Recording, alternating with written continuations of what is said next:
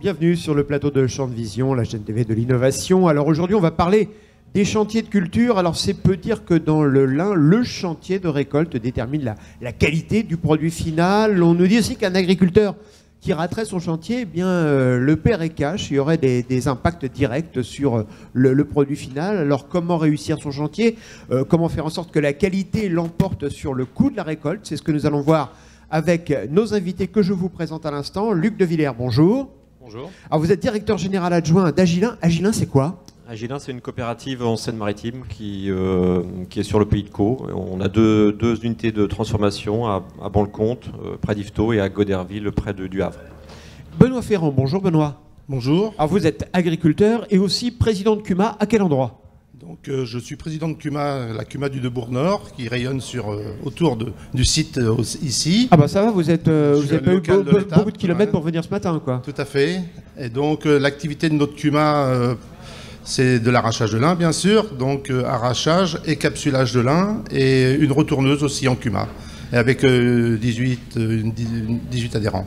Alors on reparlera justement du fonctionnement des CUMA, du système spécifique au CUMA tout à l'heure. Laurent Florin, bonjour Laurent. Bonjour. Alors vous êtes chargé de projet Linfibre chez Arvalis. Vous êtes basé où et quand on est chargé de projet Linfibre, c'est quoi le boulot au quotidien? Eh bien, donc, je suis basé à la station de Villers-Saint-Christophe, dans l'Aisne, une des deux stations d'Arvalis qui travaille le lin, avec celle des Cardanville à côté du Neubourg. Et le travail de chargé de projet lin peut être divers et varié. Les sujets peuvent aller du chantier de récolte, de la qualité de fibre, et aussi aborder des problématiques plus de conditions de travail dans les teillages, et aussi aborder du phénotypage au champ. Alors on va commencer avec vous. Je parle de chantier de récolte. Alors expliquez-moi un petit peu les notions de chantier de récolte, c'est quoi? Ça fonctionne comment? Les dates de récolte, etc. Oui, on peut commencer par revenir sur les principales étapes d'un chantier de récolte en lin, qui est une culture très spécifique de ce point de vue, et rappeler que ces chantiers de récolte en fait, se décomposent essentiellement en 3 étapes. Une première étape qui est l'arrachage, là où on se situe première quinzaine de juillet environ, et avec l'arrachage, on va donc arracher la tige, depuis la racine jusqu'à l'extrémité, pour la reposer avec les tiges parallélisées en andins. C'est les andins que vous pouvez voir sur les bords de route en courant de l'été. Après l'arrachage, il y a une étape qu'on appelle le retournage. Comme son nom l'indique, on va retourner le lin, on va le faire pivoter à 180 degrés. Et ceci pourquoi? Pour optimiser ce qu'on appelle le rouissage et s'assurer que ce rouissage se fasse de façon homogène sur toute l'épaisseur de la nappe de lin. Et le rouissage, donc pour le rappeler, c'est l'action de dégradation en fait, des pailles par des micro-organismes dans le but de pouvoir séparer ensuite plus facilement la fibre de la paille de lin. Et cette phase-là, elle intervient combien de temps après l'arrachage? Donc là, le retournage va se faire au courant mois d'août par exemple. À peu près les dates estimatives sont celles-ci. Et puis en fait, ce retournage précède la troisième étape qui va constituer l'étape de récolte clé, l'étape où le lin va sortir de la parcelle, c'est-à-dire l'enroulage, où là on va donc enrouler les nappes de lin en balles de paille qui pourront ensuite être prises par le taillage. Ouais, je suppose, on en reparlera et je pense que votre voisin sur ce plateau le confirme, c'est le moment où les producteurs de lin dorment le moins longtemps parce qu'ils regardent le ciel en permanence. Donc c'est effectivement un moment. C'est la période où il ne faut pas se louper. Hein. La climato est indispensable à suivre. Benoît, quand on arrive à cette période-là, c'est la période où vous avez les poches sous les yeux, vous dormez peu Ça commence déjà par l'arrachage, oui, c'est sûr. On se rappelle d'une mauvaise année 2020-2021 où c'était compliqué, c'est vrai. Les lins versés, c'est une période stressante, oui. L'organisation des chantiers, la difficulté d'arrachage. Et après, tout se suit avec le retournage et l'enroulage. C'est vrai qu'il y a 3 étapes là, primordiales pour la qualité de notre production. Alors justement, on va parler de l'enroulage parce que ça, c'est un des problèmes clés pour vous, Luc de Villers, à Agilin. Étape clé et des règles à respecter, des règles fondamentales pour l'enroulage. Disons qu'effectivement, il y a un minimum de règles parce que si on veut, on va dire, optimiser sa cadence horaire, on doit faire tout ce qu'on peut faire de bien. Donc les éléments clés, c'est avoir une nappe suffisamment épaisse, assez régulière, pour optimiser le remplissage de la machine et tailler, on va dire, le maximum possible. Et après, éviter de faire des choses, des erreurs, par exemple faire des paquets, ou au pire, enrouler du lin humide. Ça, c'est vraiment pour nous la pire des choses. Ça veut dire qu'au bout d'un moment, on détruit la paille, on ne sait pas la tailler, quoi. Ouais, j'allais dire, oui, qu'est-ce que ça fait quand on enroule du lin humide? Bah, quand on enroule du lin humide, ça prend en masse, ça fait comme un carton, et ça bloque les machines. Donc c'est même pas qu'on perd du temps, c'est qu'on ne sait pas transformer la matière, et donc c'est perte 100%, quoi. Et est-ce que ça peut se rattraper malgré tout ou est-ce que c'est bon à jeter? Ah non, une fois que c'est humide, c'est à jeter. Donc c'est vraiment la pire des erreurs. Oui. Donc si je vous comprends bien, chaque erreur faite dans les stades précédents se paye cash en arrivant chez vous, quoi. Exactement. Je dirais qu'on part souvent d'un potentiel de 100%, et à chaque fois qu'on fait une erreur, on ne peut jamais la rattraper. Donc à chaque fois, on empire les choses. Donc le but du jeu, c'est de partir à 100 et de finir à 100 et de ne pas se pénaliser inutilement sur des opérations qu'on n'aurait pas faites au bon moment, par exemple. Mais quand vous dites c'est perdu, par exemple, ça ressemble à du carton, je me dis, mais c'est peut-être une question naïve de béotien, je dis, mais justement, on ne peut pas faire autre chose avec, puisque on sait qu'effectivement l'utilisation première c'est le textile, mais il ne pourrait pas y avoir une utilisation différente avec ce carton de lin, si je puis dire. En tout cas, pour nous, on ne sait pas. Enfin, je veux dire, nos machines, nos installations ne sont pas du tout faites pour ça. Donc nous, on ne sait pas faire ça. Donc quand ça arrive, malheureusement, donc c'est assez rare. C'est plutôt pour, je sais pas, ça va en chaudière, par exemple. C'est pas complètement perdu.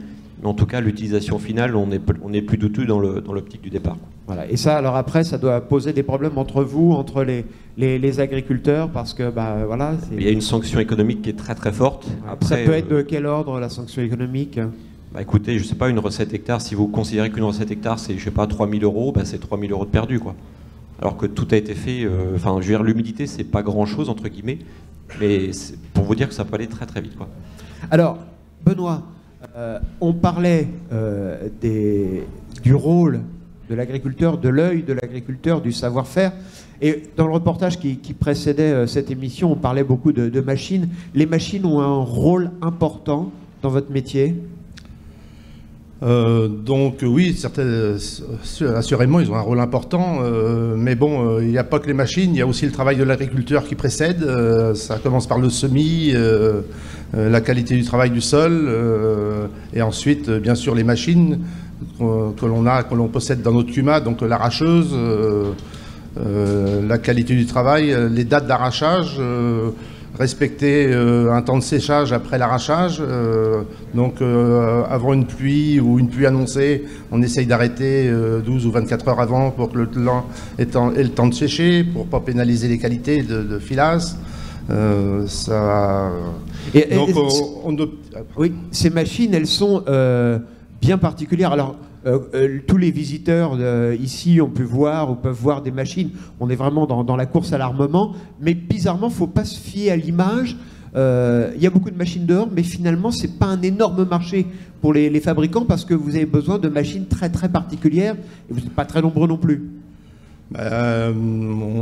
Au travers des CUMA, on juge que 200 à 250 hectares de récolte par machine, par arracheuse, c'est l'optimum et ça correspond à satisfaire tous les adhérents en bonnes conditions. Et donc pour cela, nous, personnellement, cette année, on a fait le choix d'arracher une deuxième arracheuse parce qu'on avait suffisamment trop d'hectares dans notre groupe CUMA et on a fait le choix de racheter une deuxième machine.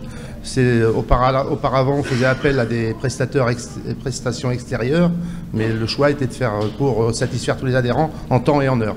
Alors, vos adhérents, ils sont 18, hein, c'est ça, si je me souviens bien? Sur l'activité arracheuse, on est 18 et on était arrivé avec 430 hectares de lin et c'était vraiment trop et le choix des adhérents a été de racheter une deuxième machine cet hiver. Et alors quand on achète une machine, c'est un chèque de combien? C'est un chèque de 235 000 € pour celle-ci. Ouais. Et c'est quand même une machine qui va vous suivre pendant des années? Donc habituellement on avait pour objectif de renouveler les machines, mais là cette année on a gardé l'ancienne machine qui a 8 ans. Voilà. Et qui va faire encore quelques années, donc il n'y a pas de souci. Et c'est un des secrets, hein, on le disait, donc le savoir-faire, mais aussi l'intelligence d'avoir un parc technique bien dimensionné pour répondre aux demandes. Donc ça passe par un parc technique bien dimensionné, mais ça passe aussi par un entretien des machines en période hivernale pour respecter une qualité de travail optimum. Ouais. Alors je voudrais qu'on parle aussi d'un élément important, je l'évoquais au tout début de cette émission, c'est la qualité et le coût de production. J'ai cru comprendre qu'il fallait plutôt privilégier la qualité que essayer malgré tout de réduire les coûts de production, ce qui se fait dans beaucoup d'industries aujourd'hui. Laurent, il faut privilégier cette qualité plutôt que l'aspect purement économique? Bien sûr. Enfin, au niveau qualité, la rémunération du liniculteur passera par une classification qui est élaborée pour classer son lin. Donc là, c'est une classification qui a été déployée par le CIPALIN, l'interprofession. Et comment cela fonctionne? En fait, un lot de lin va être caractérisé selon différents critères qui sont... On peut retrouver la couleur, par exemple. Il y a une grille de couleurs qui va permettre de dire que depuis le blond jusqu'à ce que le liniculteur appelle le bleu du lin, il y a un échelon de qualité qui se produit. Ensuite, le lin va être caractérisé, et les fibres, par leur résistance, puisque pour le débouché à la fois textile et technique, il y a un besoin de propriété de résistance bien particulière. Et puis, on va retrouver aussi donc, la finesse de la fibre. L'homogénéité d'un lot, c'est très important. Pour le filateur qui est en aval, qui va transformer la fibre, il y a besoin d'avoir des lots homogènes. Et puis, au final, également dans la classification, on retrouve la présence d'un critère sur la présence d'impuretés. Par exemple, des pailles qui n'auraient pas été enlevées lors du process de taillage. Donc, et si je vous comprends bien, je vois ça d'ailleurs avec vous, Luc, ce que vous demandez peut-être aux agriculteurs, aux producteurs qui vous fournissent le lin, c'est essentiellement de la qualité. Il ne faut pas forcément chercher à minimiser les coûts de production. Non. Sinon, on les paye après. Non, le coût de production pour nous c'est secondaire parce qu'effectivement il y a tellement à gagner au travers de la qualité qu'on va dire effectivement avoir une arracheuse surchargée c'est pas du tout intéressant. Il faut savoir que le coût de taillage c'est à peu près 1000 € de l'hectare, donc avoir 5%, 10% de plus c'est facilement atteignable et au regard du coût d'une utilisation d'une machine on y arrive très, très facilement. Donc il ne faut surtout pas focaliser là-dessus. Pour nous c'est vraiment la qualité et la qualité, à titre d'exemple on va dire qu'entre un bon lin et un mauvais lin il y a peut-être 1 € du kilo minimum. À 1500 kg, ça fait 1500 €. Donc, vis-à-vis du coût du matériel, on peut faire beaucoup mieux, quoi. Et alors, Benoît, si on décompose un peu les coûts de production, les différents postes, aujourd'hui, il y a les charges de mécanisation, il y a le taillage, il y a la plus-value, tout ça, ça se répartit comment? Pour une arracheuse à lin, donc, ça se répartit au prorata des engagements de chaque adhérent. Donc en fonction des hectares arrachés, et la même chose pour les autres matériels qui sont chez nous, les capsuleuses et la retourneuse. Ce qu'on constate aujourd'hui, c'est que là, l'investissement dans une deuxième arracheuse va faire augmenter les coûts d'arrachage, mais les adhérents sont pas réticents, ils sont tout à fait d'accord et ils ont bien compris que la qualité de l'arrachage, ce que vient de expliquer Luc, la qualité de l'arrachage et la qualité du travail prime pour la qualité finale du lin. Ouais, ce qui est complètement l'inverse de certains secteurs économiques aujourd'hui où on veut minimiser au maximum les coûts et produire le plus possible. Vous restez quand même sur le qualitatif d'abord. Tout à fait, tout à fait. Et tous les adhérents aujourd'hui l'ont bien compris. Ils sont pas donc en parlant en euros, on n'est pas à 20 ou 30 € supplémentaires de coûts d'arrachage. Ils l'ont bien compris. Laurent, on a une idée de ce que ça pourrait coûter à des agriculteurs qui voudraient absolument minimiser leurs coûts de production et maximiser leur production. Il y aurait un effet économique là-dessus. Ils perdraient de l'argent. Perdre de l'argent à l'hectare, pas forcément, mais c'est sûr que leur revenu serait minimisé. Je pense par exemple si on ne cherche pas la qualité, je pense aux dates d'enroulage par exemple. Le fait de vouloir chercher une date d'enroulage optimum avec un niveau de ruissage optimum va avoir des conséquences directes en termes de chiffre d'affaires au niveau des fibres longues produites. On peut perdre 1000 € à l'hectare pour avoir voulu soit du lin sur rouille, enfin pas voulu, mais d'être arrivé à du lin sur rouille pour avoir trop attendu, ou alors d'avoir voulu être trop précoce et d'avoir pris du lin sur rouille qui présentera des difficultés au taillage. Donc oui, ce chiffre de 2000 € à l'hectare, il est vite arrivé quand on parle de rémunération derrière. Benoît, comment ça se passe dans une CUMA? Parce que justement, le principe d'une CUMA, vous êtes 18, vous partagez les machines. Alors, on va dire que le premier qui aura fait toutes les manips dans les champs, il sera peut-être un peu plus favorisé que ses petits camarades parce que le dernier, il y aura peut-être eu des aléas météo et tout ça. Comment vous vous organisez pour que tout le monde soit au même niveau? Alors, pour nous, déjà, selon les années, il peut y avoir 2 dates d'arrachage. Déjà, les gens qui ont 2 dates de semis. Il y a des dates de semis qui peuvent être, comme cette année, qui ont été faites fin mars, et des dates de semis qui ont été faites sur la deuxième quinzaine d'avril. Donc déjà, la maturité sera différente. Donc ça permet d'étaler les dates. Après, vous avez... nous, on fait appel à nos techniciens de coopérative ou de taillage privé pour faire le tour des pièces de lin avant l'arrachage, ce qui permet de déterminer la date optimum d'arrachage. Donc 8 à 10 jours avant la période d'arrachage, on fait un tour et on dit cette parcelle-là, ça sera la première, celle-ci elle viendra en fin de période et ainsi de suite. Et c'est comme ça que ça se passe généralement. Et puis, quoi dire d'autre? Non, c'est principalement ça. Et puis, on essaye de satisfaire l'adhérent. Et donc, en étant un peu suréquipé, c'est vrai que ça va être... pour un président de CUMA, ça va quand même être un peu plus souple. Ça sera plus facile à gérer, le premier, le dernier et celui qui passera au milieu, quoi. Tout à fait. Surtout à 18, ça doit être compliqué quand même. Ça se passe relativement bien. Ce sont généralement des groupes bien soudés, donc l'entente est... Alors, il y a une chose aussi, Luc, que je voudrais qu'on dise, parce que je ne voudrais pas qu'on donne l'impression que dans cette émission, j'ai présenté d'un côté les agriculteurs, de l'autre côté les transformateurs, et que tout ça se parle pas et qu'il y a juste la sanction financière à la fin. En fait, ce que disait Benoît à l'instant, c'est que la communication existe et les gens d'Agilin, par exemple, descendent sur les parcelles, vont voir les producteurs. Enfin, il y a un échange autour de tout cela. Vous n'êtes pas qu'un transformateur. Non, pas du tout. Le travail en commun est essentiel. La preuve, c'est que, effectivement, comme l'a dit Benoît, donc les techniciens vont voir les parcelles avec les arracheurs pour se rendre compte un petit peu de l'état de la plaine et de l'ordre des arrachages, quand il y a un ordre à définir par rapport à une maturité, par rapport à de l'averse, comme on a eu l'année dernière, par exemple. Et puis, ça nous arrive, par exemple, de convier les producteurs, les CUMA, en groupe dans le teillage pour dire voilà ce qu'on a remarqué, voilà ce qu'on pourrait améliorer. Tout ça dans l'optique de gagner de l'argent ou en tout cas de ne pas en perdre. Et ça, c'est vraiment une collaboration, je dirais, indispensable. Alors justement, on parle de gagner de l'argent en ce moment. La tendance est plutôt bonne pour vous. Si on regarde les chiffres, il y a une demande énorme, donc c'est plutôt bien, non? On va dire qu'on est assez satisfait, effectivement. Bon, les prix de marché aujourd'hui sont positifs, mais ceci dit, ils doivent l'être parce qu'il y a quand même aussi une concurrence avec d'autres productions végétales. Donc ça, c'est indispensable. Et ce qu'il faut aussi bien avoir à l'esprit, c'est qu'effectivement, on a besoin d'une culture rémunératrice parce qu'il ne faut pas oublier qu'il y a des aléas climatiques. On l'a eu l'année dernière. On a des années où nous, au niveau de la coopérative, on a brûlé 30% du lin. Donc il faut savoir faire des très bonnes années pour compenser les années plus compliquées. Et dans le monde du lin, il y a beaucoup d'années, de très bonnes années, d'années compliquées et d'années moyennes. Il faut faire une moyenne. Et là, cette année, vous la sentez comment? L'année, elle sera compliquée, elle sera bonne parce que... Là, il fait chaud dehors, je peux vous le dire déjà. Je touche du bois, j'espère qu'elle sera bonne, même si les lins ne sont pas exceptionnellement longs cette année, mais globalement les lins sont droits, la météo est plutôt aujourd'hui favorable. Je pense qu'on va arracher d'ici une quinzaine de jours, donc j'ai bon espoir que la récolte soit plutôt bonne. Benoît, vous faites déjà chauffer les machines dans votre CUMA? On arrache aujourd'hui du lin d'hiver, donc ça c'est une première étape. Et oui, les machines sont prêtes.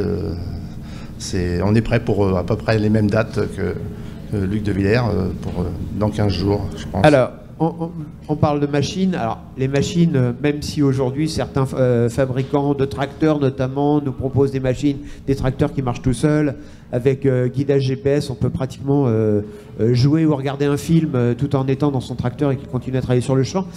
Il y a quand même des conducteurs dans vos machines et ça m'amène à parler du facteur humain. L'humain reste quand même très très très important, même si vous avez les meilleures machines du monde à 200 ou 300 000 euros la machine. L'humain, les conducteurs ça passe aussi par une formation des conducteurs. Donc les conducteurs, tout nouveau conducteur chez nous fait une formation au cercle d'échange sur l'entretien et la conduite des machines. Donc là, pour cette année, on a 2 nouveaux conducteurs qui vont faire la formation d'ici quelques jours. Ils viennent d'où ces conducteurs? Vous les recrutez comment? Alors les conducteurs, on en trouve, c'est C'est pas simple, mais on en trouve. Là, on a notamment 2 jeunes là qu'on va former, et on a un ancien qui arrache depuis 5 ans, qui est formé, qui va tutorer les 2 autres, et puis on y passe un peu de temps, et puis ça se met en route. Et puis bon, les jeunes aujourd'hui, la technologie ne leur fait pas peur. Le guidage GPS, les boîtiers électroniques, ça se passe généralement ça se passe bien. S'ils sont vraiment attentifs et prêts à écouter et motivés, ça va. Et la formation, elle se fait comment? Il y a les centres de formation ou c'est du tutorat, c'est-à-dire qu'on va chez un autre conducteur qui va vous apprendre? On a la chance dans l'heure d'avoir le cercle d'échange là qui propose ces formations-là de conduite, d'arracheuses, décapsuleuses, d'enrouleuses. Donc on met déjà les chauffeurs là-dessus. Et puis après, pendant les quelques premiers jours, on les met en binôme. Le chauffeur référent qui a fait déjà plusieurs années passe quelques jours avec le nouveau. Alors, ça nous amène justement, Laurent a parlé, puisqu'on parlait des machines et des jeunes, des futurs conducteurs, a parlé aussi de l'innovation. Quand je regarde les machines dehors, j'ai l'impression que c'est un petit peu la course à l'armement. On en est où en matière d'innovation technologique et technique? En innovation, sur les chantiers de récolte, on peut revenir sur des travaux qui sont menés par Arvalis, par exemple, et revenir... J'ai envie de revenir d'abord sur des modèles. Enfin, on a pu travailler des modèles sur la physiologie du lin et revenir au niveau de la date d'arrachage. On dispose d'un outil maintenant qui permet de prédire les dates d'arrachage en fonction des températures journalières. C'est un outil gratuit et qu'on peut consulter sur Internet qui s'appelle Visiolin. Ça fonctionne comment on procède?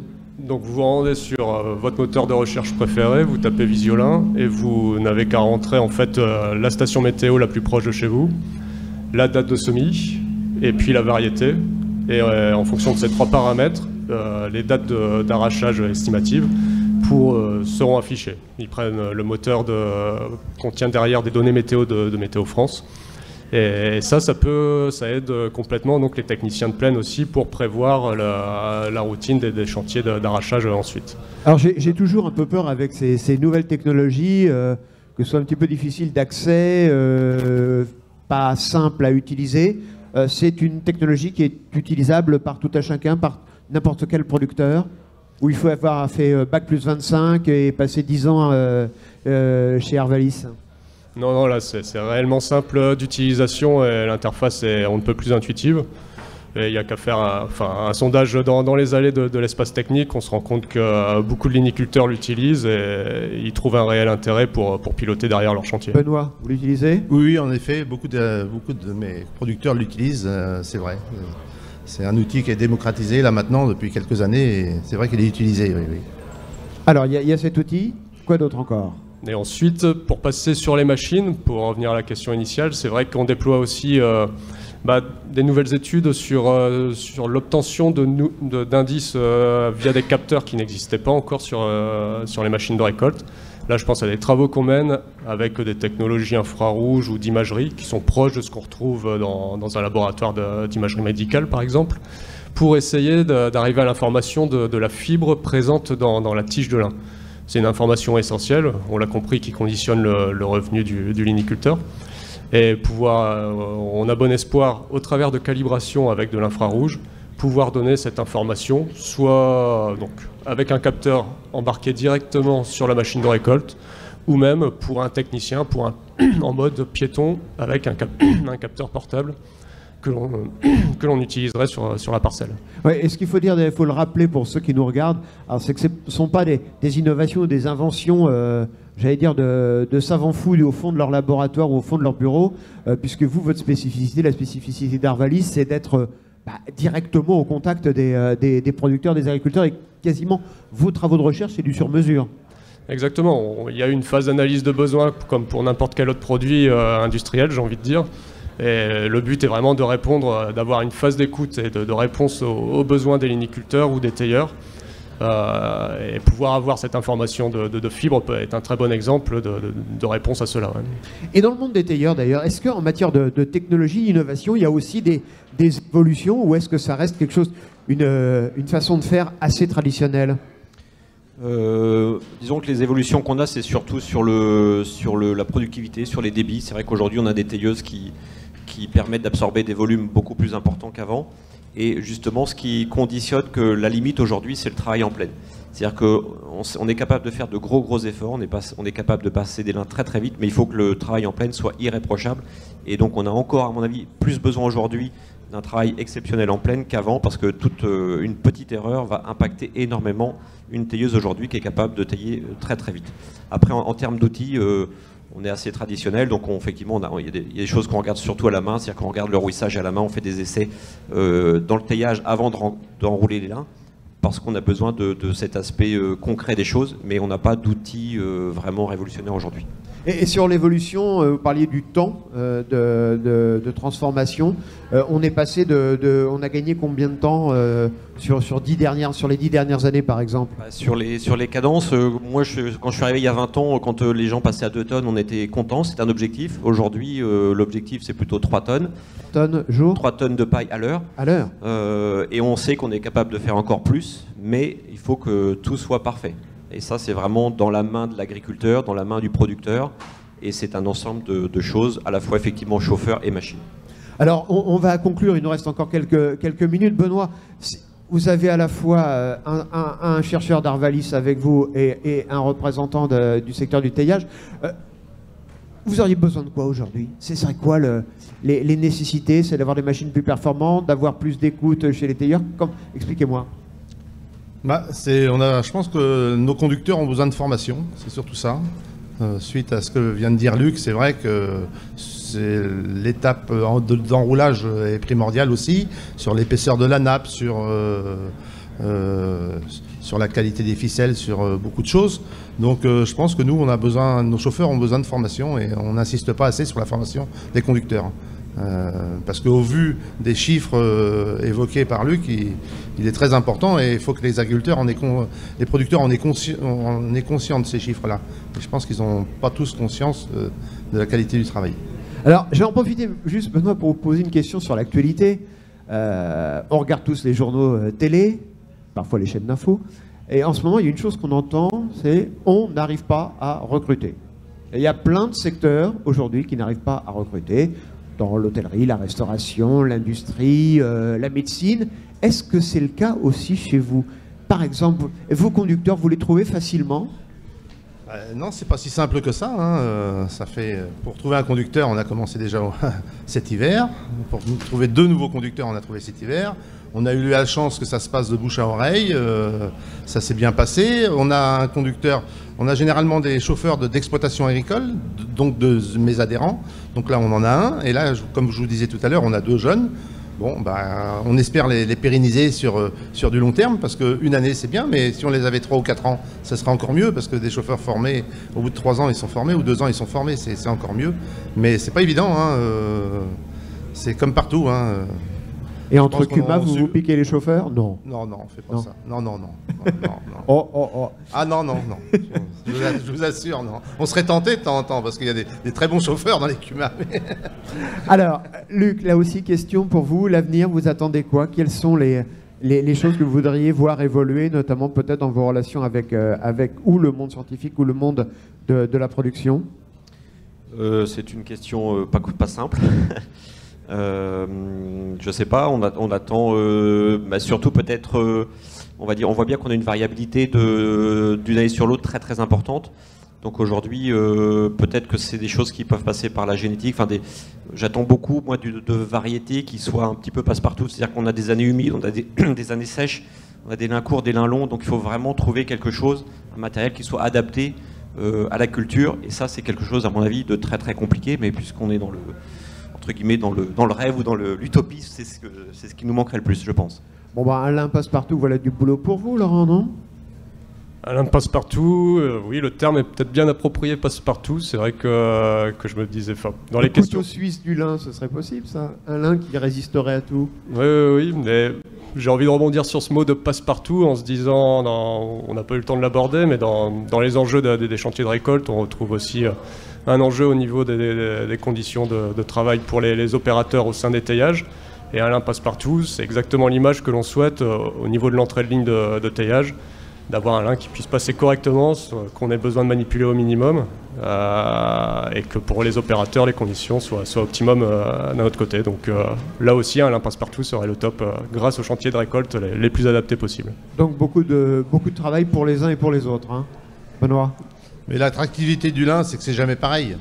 C'est ça, l'attrait d'un producteur de lin, c'est qu'une année fait pas l'autre. Par rapport à une céréale ou un colza, il y a peu de variabilité sur la recette. Tandis que le lin, il y a la main du producteur et il y a la climatologie. Alors, donc il y a plein de facteurs qui rentrent en compte. Eh bien écoutez messieurs, merci beaucoup de nous avoir fait partager à la fois votre expérience et aussi votre passion pour ces métiers du lin. Et quant à moi, je vous retrouve très bientôt sur le plateau des Champs de Vision. À bientôt.